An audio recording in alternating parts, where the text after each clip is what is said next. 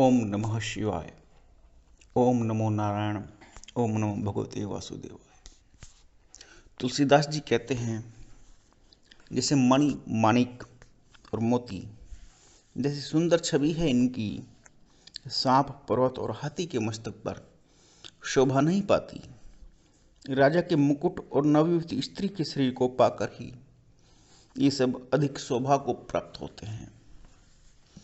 इसी तरह बुद्धिमान लोग कहते हैं कि शुकवि की कविता भी उत्पन्न और कहीं होती है और शोभा अन्यत्र कहीं पाती है। इस बात को इस तरह से भी देख सकते हैं कि कर्ता कोई है, भरता कोई है। आगे तुलसीदास जी कहते हैं कि कवि की वाणी से उत्पन्न हुई कविता वहां शोभा पाती है जहां उसका विचार, प्रचार तथा उसमें कथित आदर्श का ग्रहण और अनुसरण होता है। कवि के स्मरण करते ही उसकी भक्ति के कारण सरस्वती जी ब्रह्मलोक को छोड़कर दौड़ी चली आती हैं। सरस्वती जी की दौड़ी आने की वह थकावट रामचरितमानस रूपी सरोवर में उन्हें नहलाए बिना दूसरे करोड़ों उपायों से भी दूर नहीं होती। कवि और पंडित अपने हृदय में ऐसा विचार कर कलयुग के पापों को हरने वाले श्री हरि के यश का ही गान करते हैं। संसारी मनुष्यों का गुणगान करने से सरस्वती जी सिर धुनकर पछताने लगती हैं कि मैं क्यों इसके बुलाने पर आई, क्योंकि तुलसीदास तो उल्टी बात कर रहा है, दुष्टों को भी प्रणाम कर रहा है, निंदकों की भी प्रशंसा कर रहा है। बुद्धिमान लोग हृदय को समुद्र, बुद्धि को सीप और सरस्वती को स्वाति नक्षत्र के समान कहते हैं।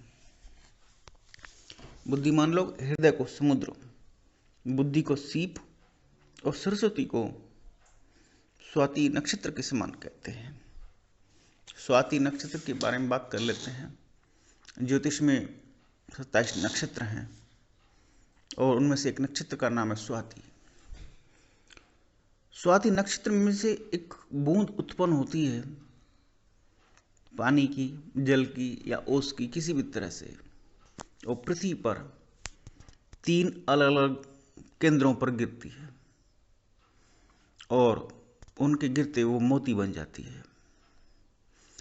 स्वाति नक्षत्र की बूंद 1 गुण 3 मछली के मुख में गिरती है तब भी मोती बनती है, सीप के मुख में गिरती है तब भी मोती बनती है, और एक और है, मुझे याद नहीं आता, इसमें इस समय स्मरण नहीं है, लेकिन वहां भी गिरती है तो वहां भी मोती बनती है, लेकिन बड़ी दुर्लभ होती है उसका गिरना। तुलसीदास जी उसकी समानता सरस्वती जी से करते हैं कि बुद्धिमान लोग हृदय को समुद्र, बुद्धि को सीप और सरस्वती को स्वाति नक्षत्र के समान कहते हैं। यहाँ भी इन्होंने 3 गुण ही दिए हैं। अर्थात सरस्वती जी जब हृदय में उतरेंगी अनंत भाव का समुद्र उत्पन्न होगा, भावुकता सर्वोपरि होगी। बुद्धि को सीप, बुद्धि में सरस्वती रूपी बूंद गिरेगी, अर्थात ज्ञान की बूंद चमकेगी, तो वो बूंद तर्क वितर्क और कुतर्क से परे ले जाकर उत्तम ज्ञान क्या होता है। और सरस्वती स्वयं स्वाति नक्षत्र के समान है, जहां बूंद गिर रही है अर्थात जहां ज्ञान गिर रहा है वो उस नक्षत्र के समान है। इसमें यदि श्रेष्ठ विचार रूपी जल बरसता है तो मुक्ता मणि के समान सुंदर कविता होती है। मणियों के भी कई सारे भेद हैं, उनमें मुक्ता मणि सर्वोपरि कही गई है। उस कविता रूपी मुक्ता मणियों को युक्ति से बेध कर फिर रामचरित रूपी सुंदर तागे में पिरो कर सज्जन लोग अपने निर्मल हृदय में धारण करते हैं, जिससे अत्यंत अनुराग रूपी शोभा होती है और वे अत्यंतिक प्रेम को प्राप्त करते हैं। जो कराल कलयुग में जन्मे हैं, जिनकी करनी कौवे के समान है और वेश हंस का सा है, जो वेद मार्ग को छोड़कर कुमार्ग पर चलते हैं, जो कपट की मूर्ति और कलयुग के पापों के भांडे हैं, जो श्री राम के भक्त कहलाकर लोगों को ठगते हैं, जो धन, लोभ, क्रोध और काम के गुलाम हैं और जो धींगा धींगी करने वाले धर्मध्वजी, धर्म की झूठी ध्वजा फहराने वाले दंभी और कपट के धंधों का बोझ ढोने वाले हैं, संसार के ऐसे लोगों में सबसे पहले मेरी गिनती है। तुलसीदास जी ने अपने आप को जितने तरीके से हो सकता है उतने तरीके से अपने आप को पतित बताया है, क्योंकि जितने भी गुण अब गिनाए हैं ये सब पतितों के ही हैं, नरक में जाने वालों के ही हैं। क्योंकि सफ़ेद पोश अपराधी जिसके मन में कुछ होता है और उसके काम कुछ और होते हैं, कौवे के समान करनी है और वेश हंस का सा है, उल्टे काम है, कपट की मूर्ति है वो। और आज भी आपको सफ़ेद पोश अपराधी बहुत मिलेंगे। तो तुलसीदास जी ने अपने आप को कई तरह से संज्ञा दी कि मैं पतित हूँ और ऐसे लोगों में मेरी पहली गिनती है, मैं नंबर 1 पर आता हूँ। यदि मैं अपने सब अवगुणों को कहने लगूँ तो कथा बहुत बढ़ जाएगी और मैं पार नहीं पाऊंगा। अर्थात कलयुग में लोगों के पाप और उनके कर्मों का बखान इतना है कि रामचरितमानस शुरू करने में भी कठिनाई उत्पन्न हो जाएगी, क्योंकि लिखने तो बैठे हैं श्री रामचरितमानस को। इससे मैंने बहुत कम अवगुणों का वर्णन किया है। बुद्धिमान लोग थोड़े में ही समझ लेंगे, समझदार को इशारा ही बहुत।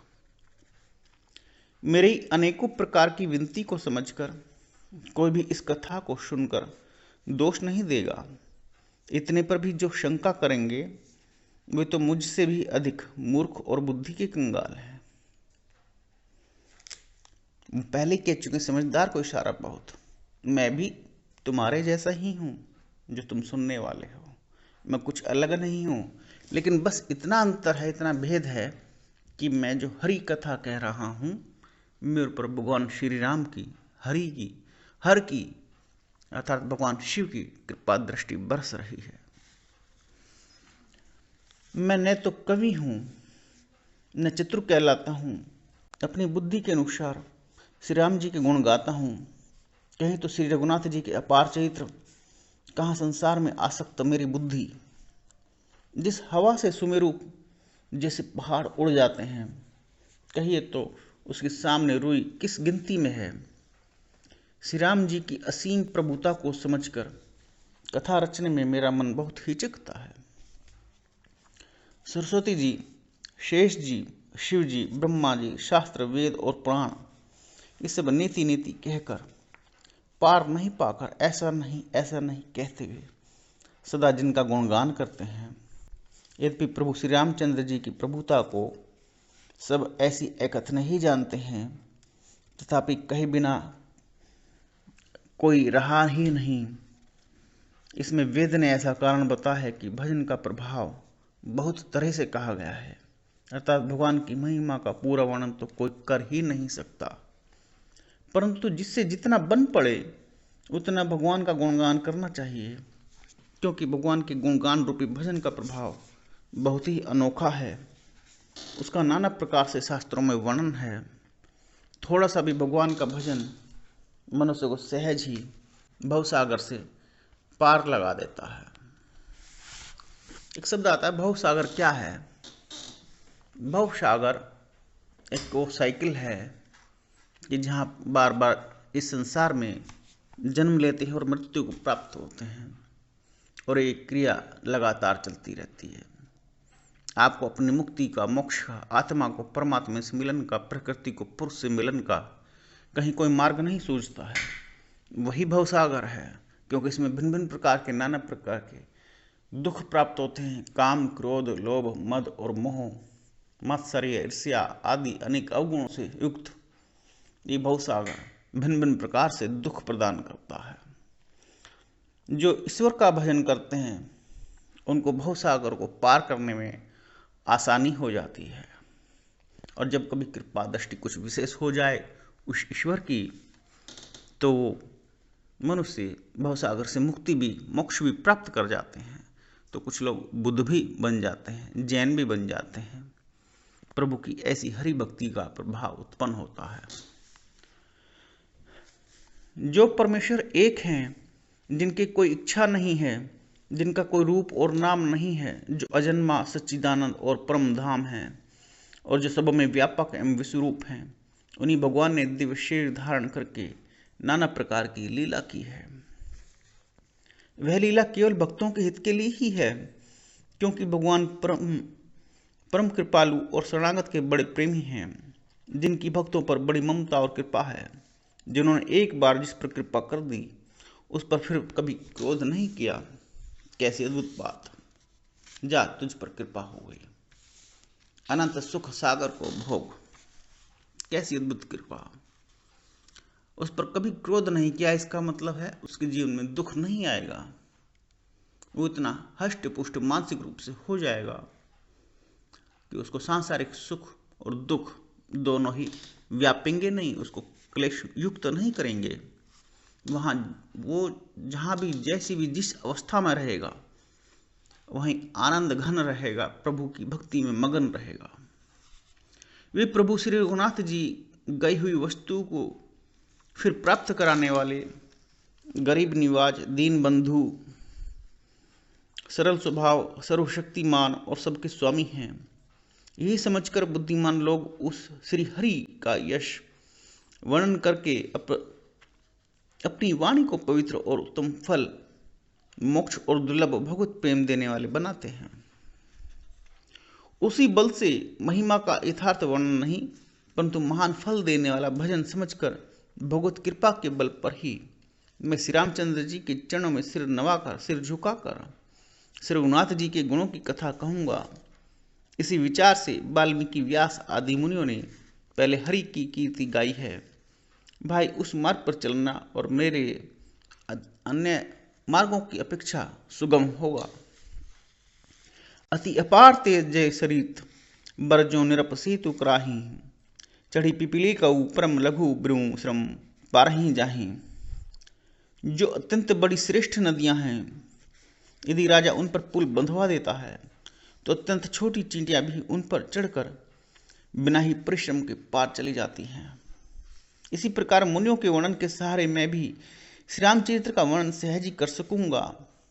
कितनी अनुपम कल्पना, कितनी अनुपम एग्जाम्पल तुलसीदास जी ने दिया है कि पुल अगर कोई बड़ा राजा बनवा देता है नदी पर तो चींटियां भी एक पार से दूसरे पार चली जाती हैं।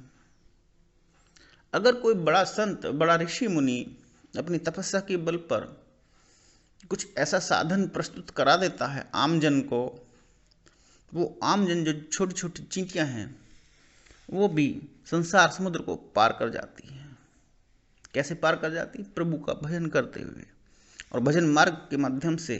जिनको कुछ समझ में नहीं आता, जिनके पास ज्ञान बोध नहीं है, भाषाओं का ज्ञान नहीं, कहने सुनने की क्षमता नहीं है, वो भी भजन के माध्यम से, सत्संग के माध्यम से प्रभु की हरि कृपा को प्राप्त करते हुए एक पार से दूसरे पार और भवसागर को पार कर जाती हैं। इस प्रकार मन को बल दिखलाकर मैं श्री रघुनाथ जी की सुहावनी कथा की रचना करूंगा। व्यास आदि जो अनेकों श्रेष्ठ कवि हो गए हैं, जिन्होंने बड़े आदर से श्री हरि का सुयश का वर्णन किया है, मैं उन सब श्रेष्ठ कवियों के चरण कमलों में प्रणाम करता हूँ। वे सब मेरे मनोरथों को पूरा करें। कलयुग के भी उन कवियों को मैं प्रणाम करता हूँ जिन्होंने श्री रघुनाथ जी के गुण समूहों का वर्णन किया है। जो बड़े बुद्धिमान प्राकृत कवि हैं, जिनकी भाषा में हरि चरित्रों का वर्णन किया है, जो ऐसे कवि पहले हो चुके हैं, जो इस समय वर्तमान में हैं और जो आगे होंगे, उन सबको मैं सारा कपट त्याग कर प्रणाम करता हूँ, अर्थात निर्मल मन से प्रणाम करता हूँ। आप सब प्रसन्न होकर यह वरदान दीजिए कि साधु समाज में मेरी कविता का सम्मान हो, क्योंकि आप बुद्धिमान लोग जिस कविता का आदर नहीं करते, मूर्ख कवि ही उसकी रचना का व्यर्थ परिश्रम करते हैं। कीर्ति, कविता और संपत्ति वही उत्तम है जो गंगा जी की तरह सबका हित करने वाली हो। श्री रामचंद्र जी की कीर्ति तो बड़ी सुंदर, सबका अनंत कल्याण करने वाली ही है, परंतु मेरी कविता भद्दी है। यह असमंजस्य है, अर्थात इसमें इन दोनों का मेल नहीं खाता, इसी की मुझे चिंता है। परंतु हे कवियों, आपकी कृपा से यह बात भी मेरे लिए सुलभ हो सकती है कि रेशम की सिलाई टाट पर भी सुहावनी लगती है। कैसी अद्भुत बात। कीर्ति, कविता और संपत्ति वही उत्तम है जो दूसरों का भला करती है, कल्याण करती है। अगर आपके पास बहुधा संपत्ति है तो अगर आप उसका दान करते हैं, उपभोग करते हैं, समाज कल्याण के लिए उपयोग करते हैं, तो वो आपको लोक और परलोक में दोनों प्रकार से सुख और यश प्रदान करने वाली है। कीर्ति है अर्थात आपके कुछ कर्म ऐसे हैं जिनसे माध्यम से आपको महान यश प्राप्त होता है। कविता है अर्थात आपकी कोई भी रचना है जिसको पढ़ करके, जिसको सुन करके किसी को आनंद प्राप्त होता है, जिसमें श्री हरि का वर्णन आता है। ये सब वही उत्तम है जिनके माध्यम से किसी का कल्याण होता हो। चतुर पुरुष उस कविता का आदर करते हैं जो सरल हो और जिसमें निर्मल चरित्र का वर्णन हो, तथा जिसे सुनकर शत्रु भी स्वाभाविक वैर को भूलकर सराहना करने लगे। ऐसी कविता बिना निर्मल बुद्धि के होती ही नहीं, और मेरी बुद्धि का बल बहुत ही थोड़ा है, इसलिए बार बार निहोरा करता हूँ, हे कवियों आप कृपा करें जिससे मैं श्री हरि का वर्णन यश कर सकूं, श्री हरि के यश का वर्णन कर सकूं। कवि और पंडितगण, आप जो श्री रामचंद्र रूपी मानसरोवर के सुंदर हंस हैं, मुझ बालक की विनती सुनकर, सुंदर रुचि देखकर मुझ पर कृपा करें।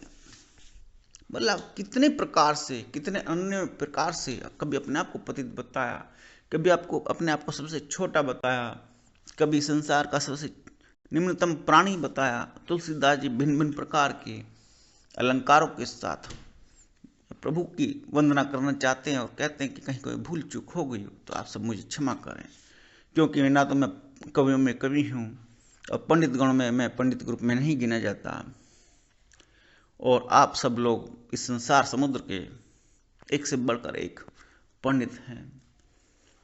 बस मैं सिर्फ इसलिए रचना कर रहा हूँ कि मुझ पर श्री हरि की कृपा दृष्टि हो गई है, और वो यही संकेत देना चाहते हैं कि अगर कोई श्री राम कथा सुन रहा है, रामचरितमानस को सुनता है, ये सुन रहा है, ये सुनेगा, तो उसी समय उस पर भगवान श्री राम की, श्री हरि की कृपा दृष्टि हो रही है।